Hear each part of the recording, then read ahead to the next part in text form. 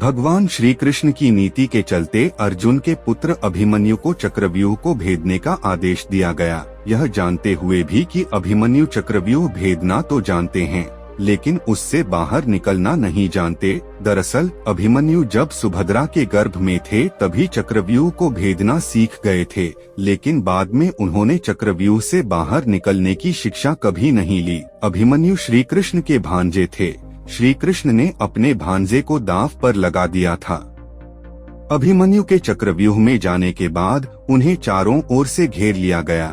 घेर कर उनकी जयद्रथ सहित 7 योद्धाओं द्वारा निर्मम तरीके से हत्या कर दी गई, जो कि युद्ध के नियमों के विरुद्ध था।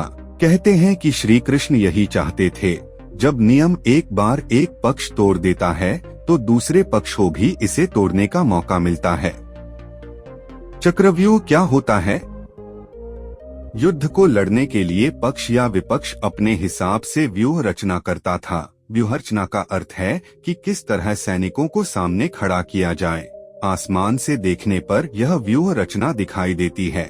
जैसे क्रॉच व्यू है तो आसमान से देखने पर क्रॉच पक्षी की तरह सैनिक खड़े हुए दिखाई देंगे। इसी तरह चक्रव्यूह को आसमान से देखने पर एक घूमते हुए चक्र के समान सैन्य रचना दिखाई देती है। इस चक्रव्यूह को देखने पर इसमें अंदर जाने का रास्ता तो नजर आता है, लेकिन बाहर निकलने का रास्ता नजर नहीं आता। यह तो कोई बहुत ध्यान से देखें तो ही संभव होगा, लेकिन इसके लिए आपको आकाश से देखना होगा। यदि देख भी लें तो यह चक्रव्यूह तो घूमता ही रहता है। कहते हैं कि चक्रव्यूह की रचना द्रोण ने की थी। इस व्यूह को एक घूमते हुए चक्के की शक्ल में बनाया जाता था, जैसे आपने स्पाइरल को घूमते हुए देखा होगा। कोई भी नया योद्धा इस व्यूह के खुले हुए हिस्से में घुसकर वार करता है या किसी एक सैनिक को मारकर अंदर घुस जाता है। यह समय क्षण भर का होता है, क्योंकि मारे गए सैनिक की जगह तुरंत ही दूसरा सैनिक ले लेता है, अर्थात योद्धा के मरने पर चक्रव्यूह में उसके बगल वाला योद्धा उसका स्थान ले लेगा, क्योंकि सैनिकों की पहली कतार घूमती रहती है। जब कोई अभिमन्यु जैसा योद्धा व्यूह की तीसरी कतार में पहुंच जाता है तब उसके बाहर निकलने के रास्ते बंद हो जाते हैं। यदि वह पीछे मुड़कर देखेगा तो पता चलेगा कि पीछे तो सैनिकों की कतारबद्ध फौज खड़ी है।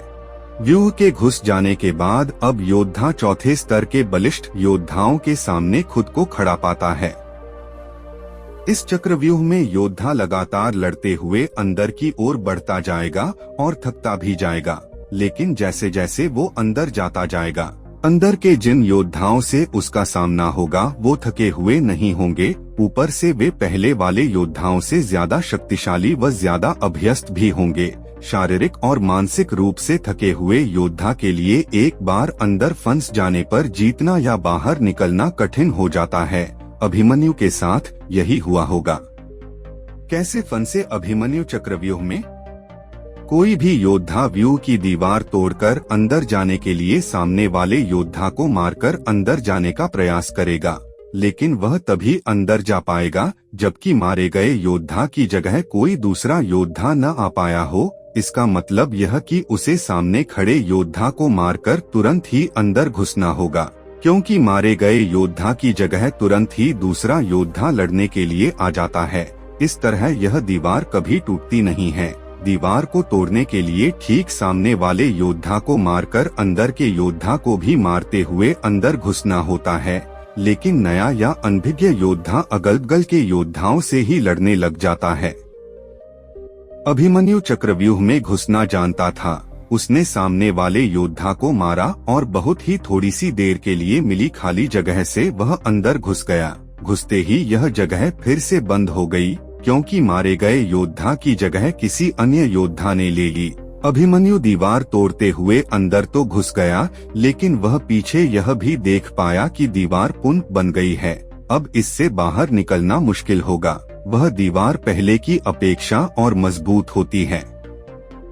प्रारंभ में यही सोचा गया था कि अभिमन्यु व्यूह को तोड़ेगा और उसके साथ अन्य योद्धा भी उसके पीछे से चक्रव्यूह में अंदर घुस जाएंगे, लेकिन जैसे ही अभिमन्यु घुसा और व्यूह फिर से बदला और पहली कतार पहले से ज्यादा मजबूत हो गई तो पीछे के योद्धा भीम, सात्यकी, नकुल, सहदेव कोई भी अंदर घुस ही नहीं पाए। जैसा कि महाभारत में द्रोणाचार्य भी कहते हैं कि लगभग एक ही साथ दो योद्धाओं को मार गिराने के लिए बहुत कुशल धनुर्धर चाहिए। युद्ध में शामिल योद्धाओं में अभिमन्यु के स्तर के धनुर्धर 2-4 ही थे, यानी थोड़े ही समय में अभिमन्यु चक्रव्यूह के और अंदर घुसता तो चला गया, लेकिन अकेला, नितांत अकेला, उसके पीछे कोई नहीं आया। जैसे जैसे अभिमन्यु चक्रव्यूह के सेंटर में पहुंचते गए, वैसे वैसे वहां खड़े योद्धाओं का घनत्व और योद्धाओं का कौशल उन्हें बढ़ा हुआ मिला, क्योंकि वे सभी योद्धा युद्ध नहीं कर रहे थे, बस खड़े थे। जबकि अभिमन्यु युद्ध करता हुआ सेंटर में पहुंचता है, वे जहां युद्ध और व्यूहरचना तोड़ने के कारण मानसिक और शारीरिक रूप से थके हुए थे, वहीं कौरव पक्ष के योद्धा तरोताजा थे। ऐसे में अभिमन्यु के पास चक्रव्यूह से निकलने का ज्ञान होता तो वे बच जाते, या उनके पीछे अन्य योद्धा भी उनका साथ देने के लिए आते तो भी वे बच जाते। दरअसल अर्जुन पुत्र अभिमन्यु चक्रव्यूह भेदने के लिए उसमें घुस गया। चक्रव्यूह में प्रवेश करने के बाद अभिमन्यु ने कुशलता पूर्वक चक्रव्यूह के 6 चरण भेद लिए। इस दौरान अभिमन्यु द्वारा दुर्योधन के पुत्र लक्ष्मण का वध किया गया। अपने पुत्र को मृत देख दुर्योधन के क्रोध की कोई सीमा न रही। तब कौरवों ने युद्ध के सारे नियम ताक में रख दिए। 6 चरण पार करने के बाद अभिमन्यु जैसे ही 7वें और आखिरी चरण पर पहुँचे तो उसे दुर्योधन, जयद्रथ आदि 7 महारथियों ने घेर लिया। अभिमन्यु फिर भी साहसपूर्वक उनसे लड़ते रहे। 7 ने मिलकर अभिमन्यु के रथ के घोड़ों को मार दिया। फिर भी अपनी रक्षा करने के लिए अभिमन्यु ने अपने रथ के पहिए को अपने ऊपर रक्षा कवच बनाते हुए रख लिया और दाएं हाथ से तलवारबाजी करता रहा। कुछ देर बाद अभिमन्यु की तलवार टूट गई और रथ का पहिया भी चकनाचूर हो गया। अब अभिमन्यु निहत्था था। युद्ध के नियम के तहत निहत्थे पर वार नहीं करना था, किंतु तभी जयद्रथ ने पीछे से निहत्थे अभिमन्यु पर जोरदार तलवार का प्रहार किया। इसके बाद एक के बाद एक 7 योद्धाओं ने उस पर वार कर दिए। अभिमन्यु वहां वीरगति को प्राप्त हो गया। अभिमन्यु की मृत्यु का समाचार जब अर्जुन को मिला तो वे बेहद क्रोधित हो उठे और अपने पुत्र की मृत्यु के लिए शत्रुओं का सर्वनाश करने का फैसला किया। सबसे पहले उन्होंने कल की संध्या का सूर्य ढलने के पूर्व जयद्रथ को मारने की शपथ ली। कैसे तोड़ते हैं चक्रव्यूह को? कुशल योद्धा देखता है कि बाहर की ओर योद्धाओं का घनत्व कम है, जबकि अंदर के योद्धाओं का घनत्व ज्यादा। घनत्व को बराबर या कम करने के लिए ये जरूरी होगा कि बाहर की ओर खड़े अधिक से अधिक योद्धाओं को मारा जाए।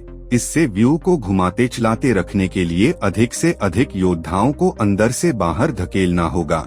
इससे अंदर की तरफ योद्धाओं का घनत्व कम हो जाएगा।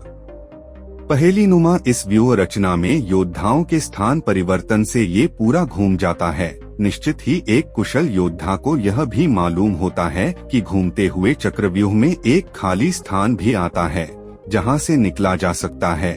यह भी कि वह अपने बल से हर कतार के एक एक योद्धाओं को मारते हुए बाहर निकल आए।